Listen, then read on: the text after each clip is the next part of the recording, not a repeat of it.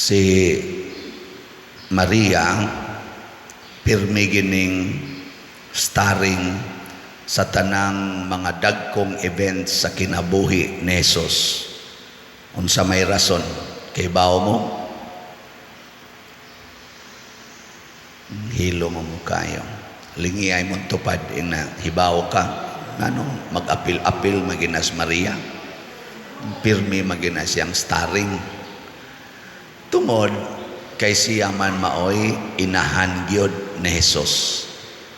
Kanang inahan bisag unsay event sa anak normally naman sa mga inahan nga mga buangon, pero normally ang inahan apil gid na kay nga naman sa pagsugod palag kaumolos bata diha gid na siyang tiyan kuyog gid na sila hangtod pagpanganak ang miantos mao man kinadak ang event sa atong kinabuhi mo nay unang dakong event sa atong kinabuhi kanang birthday mo wala magsigitag celebrate og birthday hangtod gud na imo text nako Father patay nang akong bana pwede akong i-celebratean og birthday nako depende na nimo pero wala naman unsa pa may imong sumpayan nga namatay naman to pero importante kay na nga event ang birthday nya kinsa may hinungdan nga naa kay birthday ang mama apil siya. Ikaduhang rason nganong si Maria apil gyud sa mga events sa kinabuhi ni Jesus tungod kay ang kasing-kasing ni Maria pariha gyud sa kasing-kasing ni Jesus. Muna atong tawag alliance of two hearts. Kung kinsay gihigugma ni Jesus, gihigugma sad ni Maria. Kamong mga inahan o amahan, inyo basang gihigugma ang gihigugma sa inyong anak? Labi na 13 years old na inyong anak niya manguyab, inyo basang gihigugma ang ilang uyab? Uy.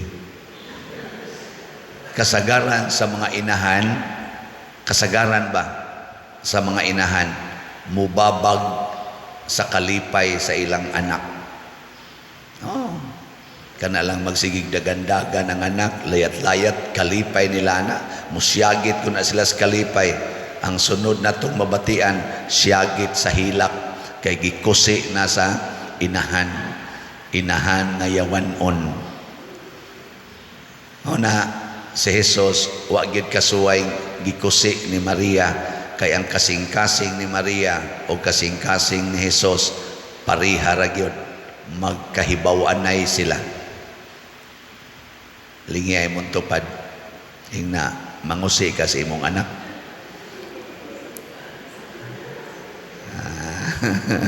Sa ato pa dili pariha inyong kasing-kasing. So mo na nindot kayo na nga rason mo na si Jesus hibaw man nga ang kasing-kasing sa iyang mama o hunahuna pariharasad sa iyang kasing-kasing o hunahuna gikuyog niya si Maria sa tanang niyang events. Ikatulo rason tungod kay si Maria maoy unang tao nga midawat sa kaluwasan ug nahigugma sa kaluwasan. Siya mo'y unang midawat. Wala pa'y nakaila sa Ginoo nga nagpakatao atong panahon na si Maria midawat na sa kaluwasan ug iya pagining gimahal. Kamo mudawat ba mo sa kaluwasan? Kusga sama pananglit nga moingon ibaligya ang tanan nimong katigayunan ug ang halin ihatag ngadto sa mga kabos ug maimo ang kaluwasan kanang gingharian sa langit. Mudawat mo anang suguan?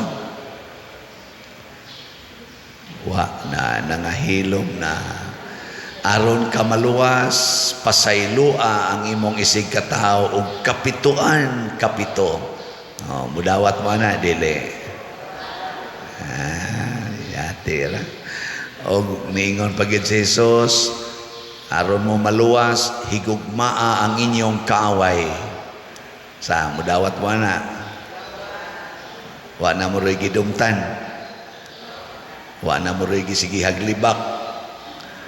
Wa mo rin likay-likayan.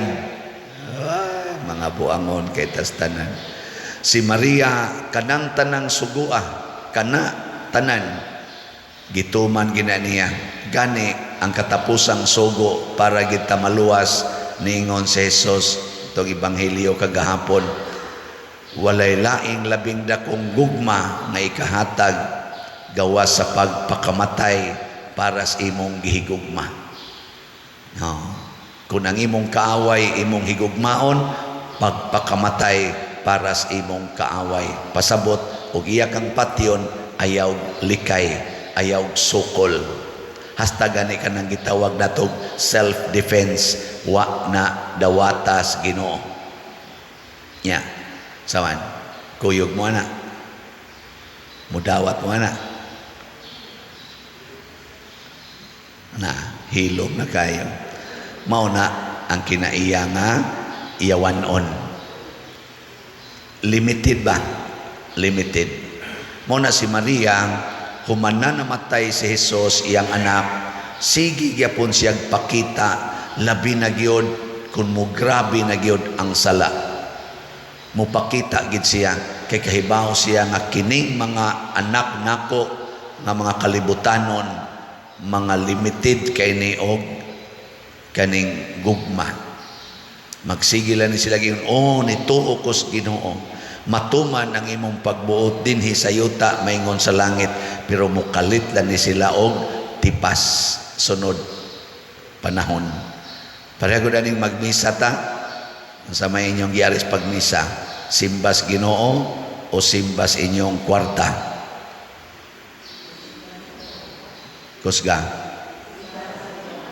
niya karon suway kuno ninyo ang tanan ninyong kwartang gida ihog kolekta. Ihog ba tanan kolekta? Kay total wa man ka magsimba na, wa man ka magtaho na Ginoo man. Nya inyo nang buhaton. Ay, sus, kaklaro na inyo mga nang so ayo sa padre human kay rog misa mamalit pa magay diha para among ipamahaw nya imo na nung ipasuod tanan kolekta. Pag fasting na lang, fasting ba? Jay plitim sa dinakos motor, paglakaw na lang, ihogin tanan. Si Maria, iya gining gibuhat, hastagod ang iyang anak, nga gibitay na sa krus, mibarog siya dito sa tiilan sa krus. Pasabot, iyang gi-offer, tanan. Why reklamo, why kasuko, gihatag tanan. Kay sugo mas Ginoo nga, pagpakamatay para sa imong gihigugma. Pasabot, ayaw gyud babag sa kamatayon. Kung ang imong anak iguli nimo sa inyo, gikulata sa inyong silingan, nakit-an gid nimong gikulata, mubabag ka dili. Yawan noon ka. Di kaliwat ni Maria, ingna lang pagsulti, matuman dinhi kanako, sumala sa imong pulong. Mao ra man ginaisulti ni Maria. Matuman dinhi kanako, sumala sa imong kabubuton. Igtan-aw ni Maria nga mao nay nahitabo, kabubuton ni sa amahan, matuman dinhi kanako. Nganuman ang pagtuo ni Maria hayag kayo.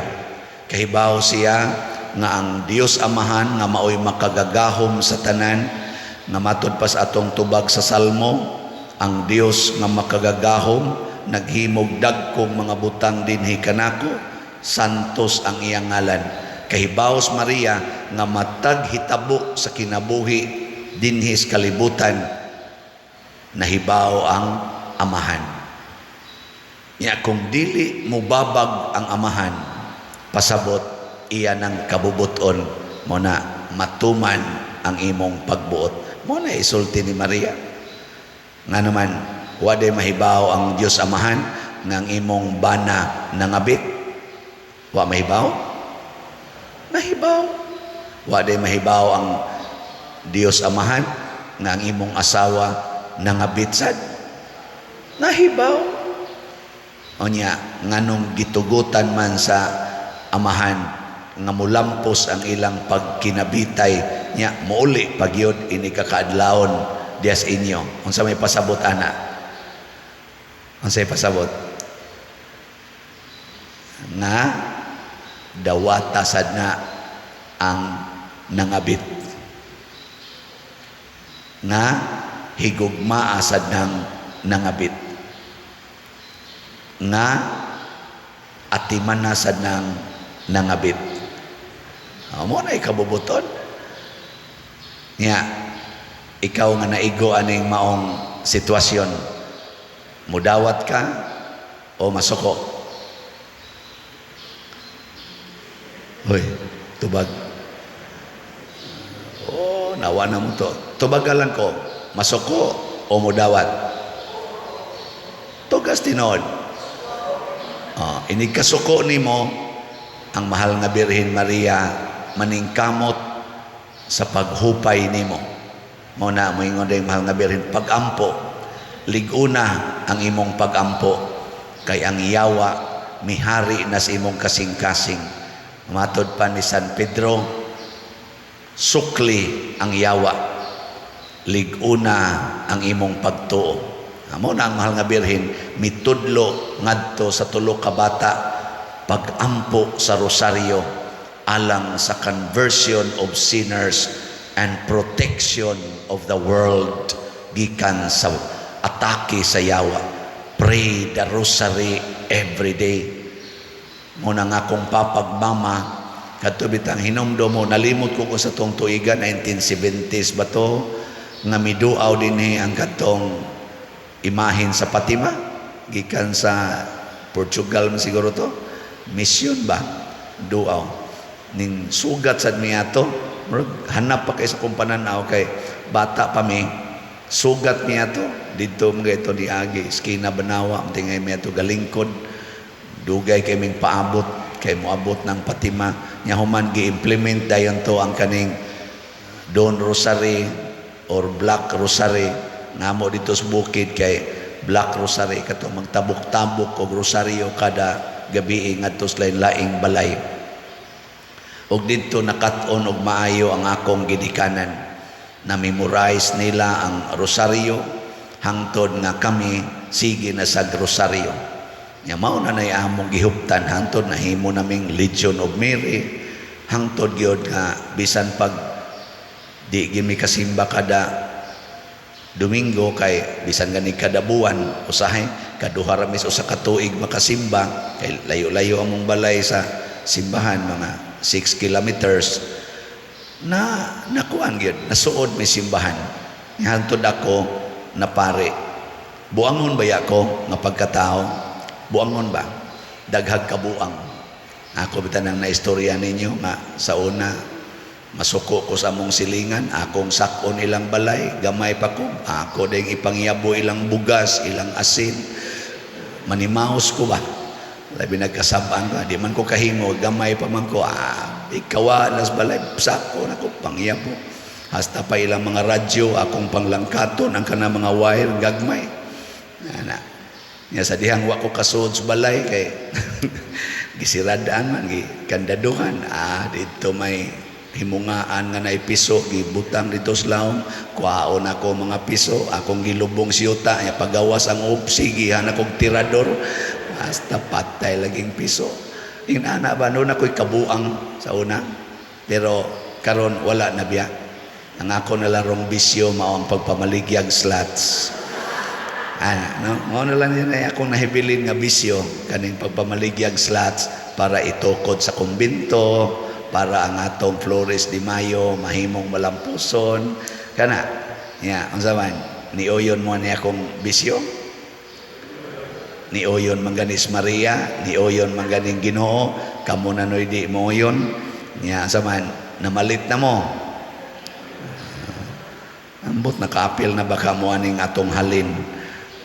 As of yesterday ang atong SBF niabot ng atong halin og 18,886 slots. Pakpak. Salamat kayo. Onya, ang ato sang special slot nga Mother Mary's Protective Power MMPP na halina na sa tag 2,568 slots. Pakpakya po. Nainiingon ako, Pader, sige, magagpamaligya, gi-commercialize naman animog maayo imong misa. Unsa man ang commerce. Ako commerce man ko, major in accounting. Unsa man ay word na commerce? Ha? Commerce ba? Komersyo. Negosyo. Kanabang doon na kay i-invest niya doon na kay ginansya. Profit. Dinhi sa ato, di man negosyo. Wa man tay profit. Hut doon man nato og gasto sa atong project. Ug wala na sa tay project. Wala na sa slot. Wa man tay giapas nga profit dili ni commerce. Unsa man ni siya? Unsa man ni? Di man ni commerce, unsa man ni siya?